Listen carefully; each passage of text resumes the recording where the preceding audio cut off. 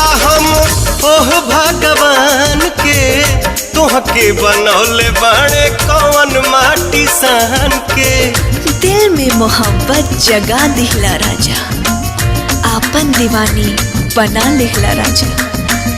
रुपवा के हमरे बड़ाई तो के चार चांदे पे लगा दिहला राजा।